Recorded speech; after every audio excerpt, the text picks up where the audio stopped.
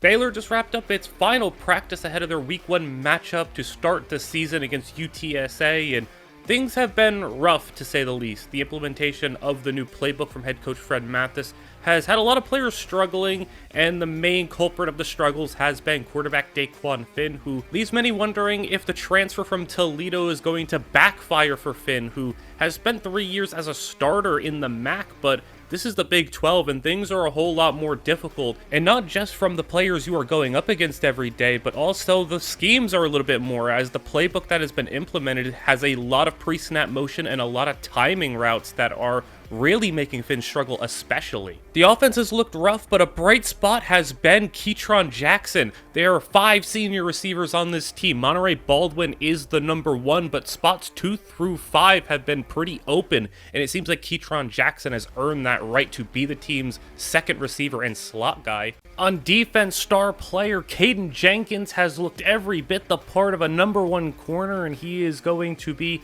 at the very least a building block for this team if he could stick around for the next couple of years. He is projecting to be one of the best corners in the entire Big 12. And he is going to lead Baylor into their Week 1 matchup. It is conference play in Week 1 as UTSA makes their Big 12 debuts. They are an ascending program, an ascending school who's had a lot of success in the past 3 seasons. In 2021, they won 12 games and reached as high as 15th in the nation, won 11 games in 2022, moved up to the American Athletics and won 9 games still last year, and now they are making the jump to the Big 12, and they are being put to the test against Baylor. Bears are going to take the football first as the season is underway, and it's going to be returned out of the end zone just 2 yards deep, and it'll be taken short of the 20-yard line. Maybe could have benefited from a touchback, so not great field position to start, but Monterey Baldwin and the rest of this Baylor offense will take the field. This offense doesn't really have any true star players, just a lot of contributors, role players, and seniors. It's going to be a handoff to Richardson to start, one of our many seniors. Gain of 3 as Finn will be in the shotgun, and he'll throw for the first time, and it's going to be over the middle, caught by Keytron Jackson, and it's going to be 3rd down and 2 as it's going to be a read option, and he's going to keep it. Finn can run the football. That is one thing he does have, and we have plenty of options for him as man in motion. Finn will get sacked, and he fumbles the football, and UTSA is going to pick it up, and Daquan Finn. It took him just a handful of plays to turn the football over, and UTSA has it, trying to get a big win in their debut in the Big 12. Owen McCown is going to drop back. The lefty quarterback will throw, and it's going to be caught, and it's DeCorian Clark.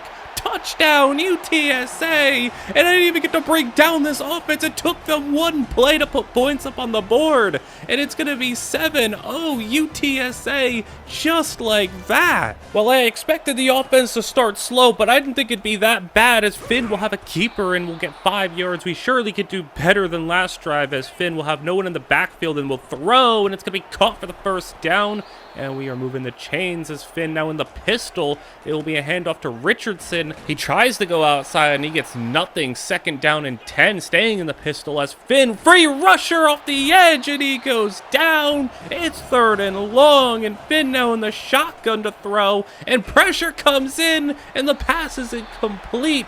And now UTSA's pressure is really giving them troubles. Owen McCown is going to throw, and it's going to be caught for a gain of 8 yards. This team does a lot of hurry up, a lot of quick stuff.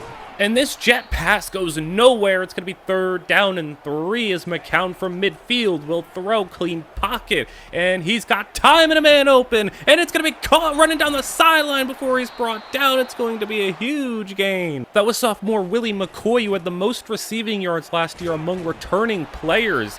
And now it'll be a 2nd down at the 16-yard line, and it'll be a quick throw outside. It's going to be caught, breaking a tackle, and he hits for the pylon touchdown. UTSA, David Amador gives the UTSA Roadrunners a 14-0 lead, and Baylor needs something to go their way. It's been a rough couple of minutes to start this season. Kickoff will be sent deep, and Richard Reese, the junior backup running back, will return it from the end zone. Reese goes right, and he weaves left, and Richard Reese staying down the middle, and Richard Reese, he's breaking away, and Reese is gonna go. touchdown, Baylor! And it's going to be a 14-7 game just like that as Baylor gets back in it. And they needed that one so bad. If the offense isn't going to succeed and the defense is going to let them down a little bit, how about the special teams? Defense back on the field as McCown with a deep drop. It'll let one fly to a wide open man. And Baylor tracks him down, but not before he gets to midfield. And something interesting here, it's tight end Oscar Cardenas who's going to take a handoff. This UTSA offense hurrying up, and they're comfortable lining up their tight end in the backfield. A screen gets them nothing. Third down, McCown to throw, and he's got a lot of time, and he's going to find an open receiver. It's Willie McCoy, and the lack of pass rush is really hurting, as now an RPO, and it's going to be quick to Willie McCoy once more. McCown now to throw, and he's got a lot of time. Once again, Clark, he got a touchdown on that earlier, and he's going to get him set up in first and goal. Goal to go as McCown will keep it, and he has an open lane. Touchdown, UTSA, and it's the third touchdown of the game already, and this Roadrunner offense is dominating so far. We need to do something on offense. This team has been outmatched so far. We go with Dominic Richardson on the ground for a gain of 6 to start. And in the shotgun, we go back to Richardson sweeping right. He cuts it back inside, and he's got the first down. Maybe we can get the run game going a little bit as play action rolling out. Finn will throw, and it's going to be caught. Keytron Jackson, and he's got it past the 40-yard line. New set of downs as we have a little bit of a lane to run through with Richardson, and Richardson to the 30-yard line. Now we're moving a little bit. Man in motion, and play action. Finn will roll left. He bailed quickly. He's going to float when he's got an open man. Touchdown, Baylor! It's Keytron Jackson. Finally, the offense does something, and now we have to look to our defense for some help as McCown will throw, and the blitz is sent, but he gets it to McCoy, his 5th of the game. 5 catches for McCoy. Let's make it 6 with the pop pass, and it's going to go nowhere. Second time they've tried that, and it hasn't worked. And now McCown will throw. Quick curl route caught, and a broken tackle. Make it 2, and make it 3, and he's going to go all the way. That's Devin McCowan, and it's going to be a touchdown. UTSA, a broken tackle, a missed tackle, and then another broken one. The offense finally shook off a slow start, but the defense hasn't. And now Finn's got to go back onto the field and try to get something going as he is sacked on the play. It's going to be 2nd down and 14. Finn to throw, rolling left. He's going to fire one, and it's picked off, and it's going the other way. UTSA is set up in great field position, and it's going to be at the 15-yard line. Things are looking dire for Baylor already as the handoff comes, and Devin Bobby lights him up. Caden Jenkins picks up the football, and Baylor's going to take it right back. And something good from our defense finally comes. It took them long enough as Finn will throw. Some momentum on our side as we got Monterey Baldwin past midfield. There we go. The offense now starting to move it a little bit. Quick throw out to Richard Reese. He had the kick return touchdown. Not much there. Can we get this back to a 1-score game? Finn will throw, and he's got an open man in the flats, and he wasn't ready for it. Miscommunication there, and that's part of the timing issues that we have had. But how about Monterey Baldwin with a 3rd down conversion, and we are moving the chains, getting back into scoring position. Now we go with Richard Reese on the ground. He makes a man miss and gets 3 yards on the ground. Finn pistol formation will drop to throw, and pressure comes in. Hit as he's thrown. It's incomplete. 3rd down once more. Finn will try to go underneath, but it's jumped, and it's intercepted. It's going the other way. Finn's the only one that can catch him, and he's chasing, but he's not going to do it. And UTSA pick 6, Denver Harris. He goes 66 yards the other way, and just when Baylor tries to make it a 1-score game, it's 3 scores in UTSA's favor. Our best hope now, just try to get some momentum back in our favor, make it a 2-score game, and Richardson's going to do a good job starting off the drive. Finn now will go to the air, and he's going to get pressured once more. That left side's been brutal so far. 2nd down, open man, and he just straight up missed it. 3rd down now. Can we get something? Jackson over the middle, hit, and it's going to be ricocheted and intercepted. Are you kidding me? A throw over the middle, dangerous ball by Finn, but it got knocked away from Jackson and into the hands of a UTSA defender. This has just been an ugly half, and now with 2 minutes to go, UTSA has a chance to get more points as McCown will have a keeper take us to the 2-minute warning after a 7-yard gain, and now in the shotgun he'll throw. There's good field position, an opportunity for them to pad onto this lead even more. New set of downs, UTSA foot on the gas pedal as they will throw, and they'll go down the field right side, and Caleb Jenkins with the swat. He's been playing pretty decently at least, as now they attack him once more, and Jenkins doesn't allow too much to 6 yards. It'll be 3rd down, and McCown will throw wide open, Willie McCoy, and he's just been incredible in this first half. He's been so difficult to stop, and McCown now will throw underneath, and as time is winding down, UTSA in position to score once more, but the pressure gets in, and it's a sack on the edge. Timeout used. Just over 40 seconds to go. It's McCown with a lot of time. He's got it over the middle to Ja'Cory Clark, and it's goal to go now. 30 seconds to play. Read option, and McCown's going to keep it, and he gets stopped just shy at the 1-yard line. Timeout used. 20 seconds to play, and McCown will throw, and it's Ja'Cory Clark with his 2nd touchdown of the game.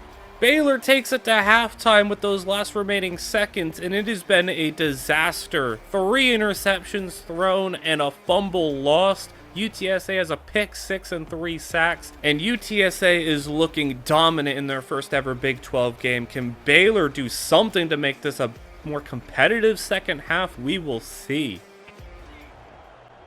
The second half is underway here in San Antonio as McCown will hand it off to Robert Henry, and Henry spinning out a defender, and Robert Henry, he starts the second half just how the first half has ended, and Baylor's defense has been just completely unready for this game as it's another big play to Willie McCoy, who's had a tremendous game. Everyone on this UTSA offense has had such a tremendous day. Screen is offline, though, as Baylor finally gets some pass rush, and now they throw another one out there. Good tackle in an open field. The defense is actually going to have a chance to get off the field here and not allow a touchdown, as McCown is going to get hit as he's thrown. Ball sails out the back of the end zone, and Baylor forces 4th down, and the field goal is going to be up and good. It's going to be 45-14, but I guess we'll have small steps as not allowing a touchdown is definitely better than what's been going on this game, as Ketron Jackson will have a short gain here, 6 yards, and we'll hand off to Richardson. Richardson cuts it upfield, and we'll get it to a 3rd down and 2 as we hand it back to Richardson. It's going to be 4th down, and I mean, down by 30 plus, you want to go for it, but not if you get a false start to set you back, and Baylor's just going to punt the football away. It's a 31-point game, and the second half is just going to fly by as everyone kind of acknowledges that this one may not be savable for the Bears. 3rd down, though. Can we get a stop here? Maybe have something to take into next week, and we do get a stop. 4th down forced as the punt is away, and back deep for the return is Bonner as he goes right, breaks a tackle. Bonner has a nice return and gets close to midfield, and that's something we can really hang our hats on. At least the special teams has been pretty good this game, as there's a nice well-blocked play for Richardson. And finally, this offense seems to have settled a little bit in, has some nice run plays to its name. Finn will continue to build on some decent running that he has had. That's been the only positive for Finn, is that he's been able to run the ball somewhat effectively. And a swing pass is stopped for a 6-yard loss. Now play action, and Finn's going to get sacked, and it's 3rd and very long, as Finn now will go to the air, and pressure hit as he's thrown, incomplete. And Baylor's just going to settle for a field goal, and they will get some points on the board at least. It's going to be 45-17 as we are approaching the end of the 3rd quarter already. And with one more run play from UTSA, we will be headed to the 4th quarter, where it's just been a one-sided matchup, and mercifully Baylor just wants to get this game over with. You could see the splits here while Baylor has controlled the football. UTSA just hasn't had the ball much because they haven't needed it much. They've just had big plays left and right, as it's going to be another handoff. We will just see, the 4th quarter zoom right by. We knew this Baylor team was going to be pretty rough this year. I mean, projections had them as one of the 4 bottom teams in the Big 12, but this is still a really embarrassing start to their season, as this is a tough schedule between playing Texas and Oklahoma, non-conference against Arizona, having games against North Carolina and Boise State up next. It's a tough schedule, and this was supposed to be one of our best chances for a victory this season. And not only did we not win, we're getting blown out, and we kind of figured that this team was going to start slow. Reports from training camp had indicated that the team had struggled to adjust, and despite there being a lot of seniors and a lot of experience on this team, it had been a tough adjustment. A lot of these players are taking a big step up in competition, the guys who are coming over to Baylor from the transfer portal. We have guys not just from Toledo like our quarterback Finn, but we have guys from Chattanooga, Texas State. We have guys coming from Group of 5 teams and even the FCS level. So it's no surprise that the start was this bad, but it still is disappointing as we see the backups get into the game. And Richard Reese had a nice run there before fumbling, but as we just try to tick away this clock, we know that this team is going to be a process to get better, and it's going to be difficult because we have a lot of seniors and a lot of seniors that are going to be basically one-and-done players for this new regime in Baylor here. Unfortunately, this isn't going to be like the NFL. We can't just lose a bunch of games, have another 3-win season, and get a good draft pick and draft all the players we want at the top of the round. Every game is a opportunity to prove why someone should come to Baylor, and even though these are a bunch of seniors, majority of our starting core are seniors that are going to be leaving after this season, it's still an important year because we can't have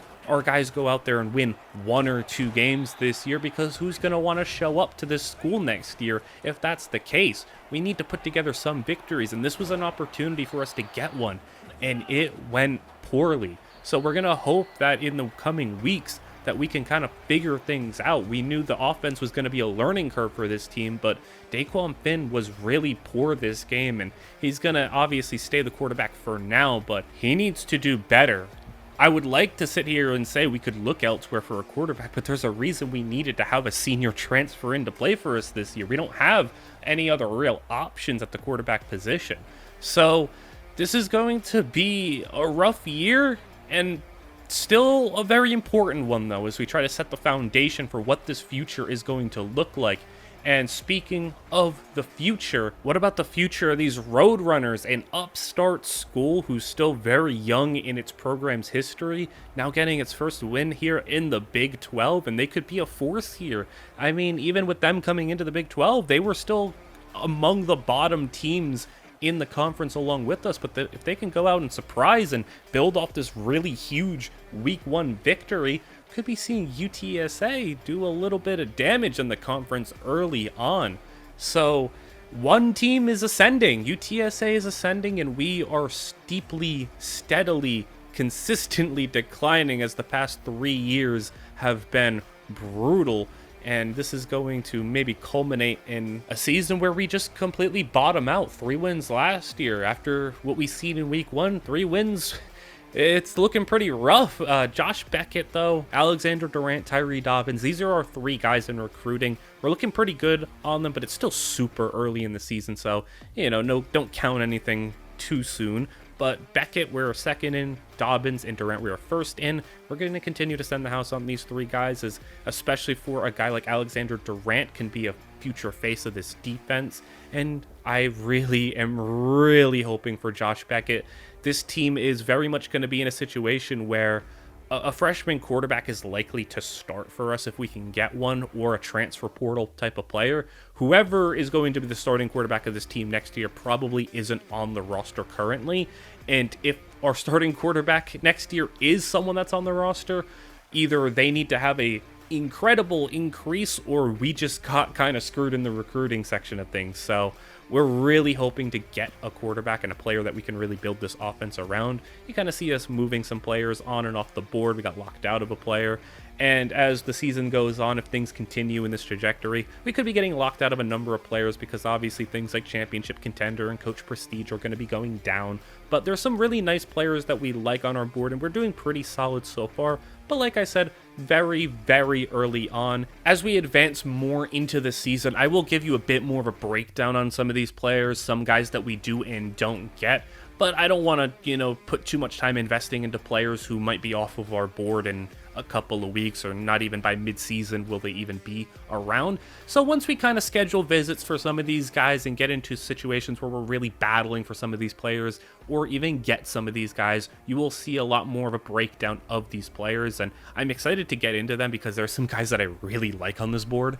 I know that this game that we just played was a blowout, and the second half was very uneventful, so if you're, a little deterred by that because you think the Heisman difficulty is just going to mean we're going to get smacked every game because the game is objectively really hard on Heisman difficulty, that's actually not going to be the case. I've already played the next couple of games, and I can already guarantee you, we don't just get absolutely steamrolled by 30-40 points every game. I won't spoil anything else, but we're not getting blown out every week, so expect better games, and this one was the first one, so things were obviously going to be a learning curve for us, and especially for the team getting used to the new playbook and everything.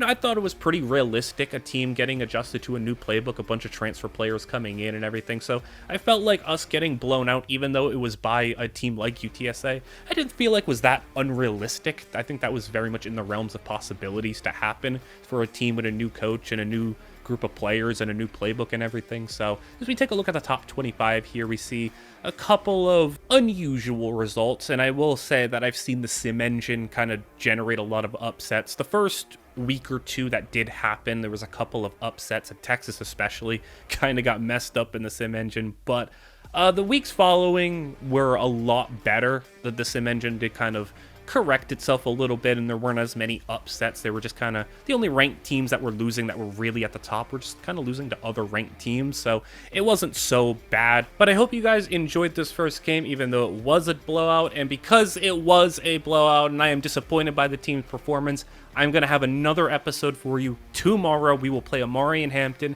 and the North Carolina Tar Heels.